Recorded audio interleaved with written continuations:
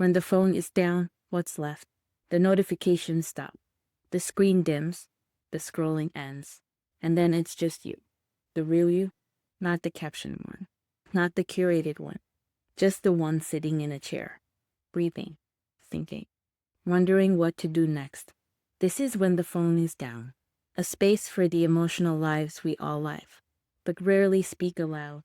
Each episode is a fictional story, grounded in truth, shaped by the feelings we carry when no one's watching. There's no commentary here, no opinions, no need to fix anything, just something quiet, something real. Today's story is dedicated to loneliness, not the kind that hits you when you're all by yourself, but the kind that finds you, even in a full room, even in a shared bed, even while someone else is pouring you a cup of coffee. This story is called The Sound of My Own Spoon. I never noticed the sound a spoon makes in a bowl until it was the only sound in the room, not a dramatic sound, not like a crash or a scream or the snap of something breaking, just a soft, dragging scrape against ceramic. But that night, it might as well have been thunder. It echoed in my chest, in the hallway, in the back of my throat. It was the only thing I could hear, because there wasn't anyone left to feel the ache. That night was the first time in a while that I sat down to eat and didn't pretend I wasn't alone. I had made frozen dumplings, the kind that come in a plastic bag with instructions I've memorized by now. Boil water, drop, wait 7 minutes, add sauce if you're feeling human. I didn't set the table. I didn't pour a drink. I just sat in the chair I used to sit in while they sat across from me. And I didn't even put on music. That part's strange, really, because normally I do, even if it's just background noise. Maybe I was too tired, or maybe deep down I wanted to hear it. The scrape, the clink, the sound of being completely and undeniably by myself. The breakup didn't come with a fight. There was no one screaming at the door, no suitcase on the sidewalk, no slammed cabinet to punctuate the end. It was quieter than that. A conversation that started with, I think we've both known. A long pause, one of us looking at the wall, the other at their feet. Anon, we agreed. That was the hardest part, that there was nothing left to argue about. After they left, the apartment didn't feel empty all at once. It felt, pause, like someone had hit the mute button, but everything was still playing underneath. Their toothbrush was still in the holder for a few days. One of their socks turned up in the laundry. I left their mug in the drying rack for a week, because somehow putting it away felt permanent, more permanent than the day they carried their boxes out the door. The little things stick like that. The small domestic ghosts. The nights were the worst, not because I missed their presence, but because I missed the pattern, the way their footsteps moved through the space, the way the light in the bathroom glowed under the door, the sound of them opening and closing the fridge, looking for something they weren't sure they wanted. I didn't miss them in the poetic, aching, heart-wrenching way. I missed the version of them that brushed their teeth while mumbling a question. The version of us that shared silence without tension. That version was gone long before the boxes, and I hadn't grieved it properly. So when I sat down with my bowl of dumplings, no music, no background laughter from the television, no conversation coming from another room, and I heard my spoon drag through the broth, I felt something tighten and unravel at the same time. I didn't cry. I just breathed. And for the first time in a long time, it felt like I was really hearing my life. That's the thing about silence. You think it's absence, but it's not. Silence is full. It holds your thoughts, your panic, your memories, your unfinished conversations, and all the things you never said. The spoon scraping my bowl wasn't just the sound of dinner. It was the sound of everything I'd been avoiding. After that night with the dumplings, I thought maybe I was okay. I had faced the silence, right? I had looked it in the face and didn't flinch. But the truth is, that was just the beginning. Because loneliness doesn't just knock once. It lingers. It settles. It finds new ways to show up in the smallest hours. I went through a phase where I couldn't stand quiet. I kept the podcast playing in every room. Not because I was interested in the content, but because the sound of other people talking made me feel like I hadn't completely disappeared. Sometimes I'd put on a movie and walk away from the TV entirely. Just let the voices spill into the kitchen, into the hallway, into the empty spaces they used to fill. I started falling asleep with noise. A sitcom I'd already watched. A meditation app I never paid attention to. Once I even played the sound of cafe chatter. You know, that fake ambient loop, where it sounds like you're sitting in a coffee shop, with strangers murmuring and cups clinking. I played that for an hour, just so my silence would feel like it belonged to a public place, like maybe I wasn't alone in my own bedroom. I rearranged the furniture twice. I told myself it was for the light. Better flow, I said out loud, to no one in particular. But I think what I really wanted was to change the view, so I wouldn't keep seeing them in the places they used to sit, the arm of the couch where their elbow used to rest, the spot at the counter where they lean, while brushing crumbs into their hand. I even moved the coat hooks by the door. I used to hang my keys under theirs. Now I just use one hook. Still, every now and then, I glance at the empty hook beside it, like maybe it'll hold a memory. Or maybe one day I'll find myself reaching for a coat that hasn't hung there in months. But no matter how much I filled the space, the silence always found me. Not like a crash, not like a sob, just a hum, a low-frequency reminder that I was no longer being witnessed. There's something strange about that, not being witnessed. You don't realize how much of yourself exists in the eyes of another person until they stop looking, until you eat a good meal, and there's no one to say, you made this, until you clean the room, and there's no one to notice that the laundry basket is finally empty, until your phone lights out, and it's only a software update. Loneliness isn't always dramatic. Sometimes it's just quiet, like the moment you laugh and realize you're the only one in the room who heard it, like checking your calendar and realizing there's no one left to make plans with for the weekend, like brushing your teeth at night and noticing how small the sound is when there's no other toothbrush beside you. I kept telling myself this was just a phase, a re-entry into solitude, a liminal season.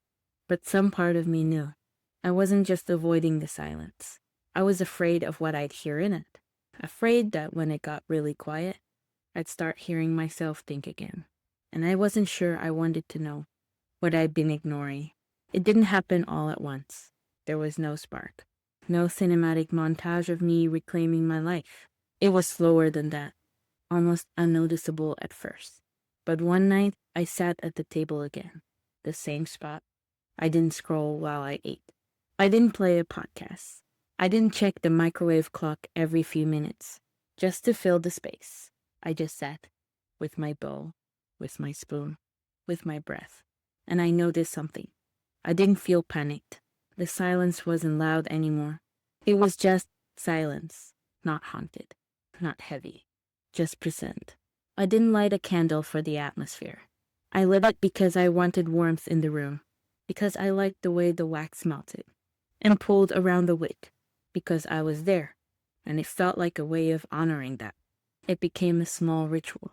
Dinner, candle, stillness. No phone, no performance. No one to ask me how my day went. But somehow that question still echoed in my head, and I answered it quietly to myself. I made it through. I'm tired. I'm healing, I think. I didn't need anyone else to hear it.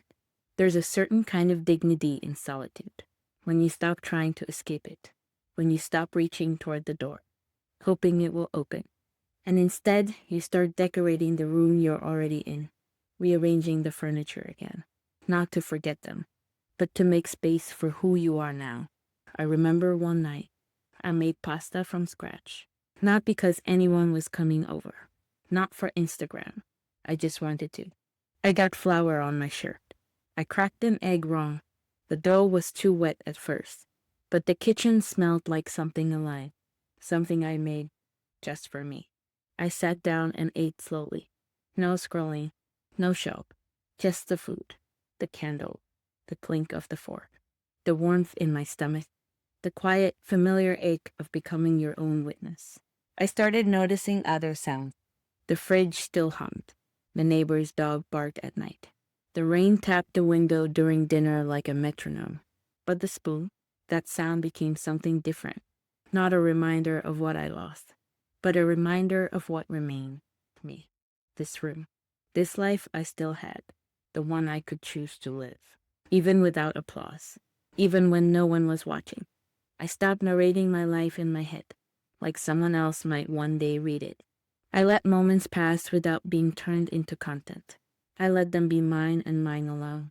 The late night tea, the afternoon nap, the Tuesday where I didn't do much at all. They happened. I lived them. And that was enough. Some people call it healing. I don't know if that's what I'd name it. Healing sounds like a clean arc. A wound, a stitch, a scar, a lesson. What I was doing didn't feel that structured. It felt more like learning how to stay. Not stay in a relationship. Not stay in pain. But stay in the room. Stay in my own presence. Stay in a moment without needing to leave it. Through distraction or noise or memory. I started eating slower. Not as an act of mindfulness. Not because some wellness coach told me to. Just because I stopped rushing through things. That no one was watching. I realized how much of my life had been lived for the eyes of someone else. Even the most mundane things. The way I folded the laundry. The way I stirred my coffee. The way I mentioned something funny that happened at work. Just to get a reaction. When that gaze was gone, I had to decide, did any of it still matter? It turns out it did, but for different reasons. I started noticing how I liked my tea slightly bitter. How I preferred sleeping with socks on, even if no one found it cute. I stopped fluffing the pillows the way they liked it. I started fluffing them the way I liked them. I stopped checking my reflection before sitting down to dinner. I stopped curating myself for a moment that would never be shared. And instead, I started inhabiting myself fully, awkwardly, quietly, truly. I had a few lonely nights still, some of them worse than others. A Thursday where I almost texted them again. A Sunday where I ordered enough takeout for two, without realizing it. The nights where the silence wasn't soft. It was sharp, but I didn't run from them. I didn't feel them. I just sat in them, like you might sit in a warm bath that's gone a little cold. Not pleasant, not terrible, just real and survivable. I learned that silence isn't empty. It holds you. It mirrors you. And eventually, it teaches you how to hear yourself again. Not the loud parts, not the parts that perform, but the parts that just want to be. The part that says, I'm still here. Even if no one texts back, even if no one notices. The part that keeps showing up. I started walking again, this time not to escape the apartment, but to listen to the rhythm of my footsteps. I stopped bringing headphones. I let the street noise fill my ears. I waved at neighbors I never spoke to before. I let the world back in slowly, not as a fix, but as a reminder that I was part of it.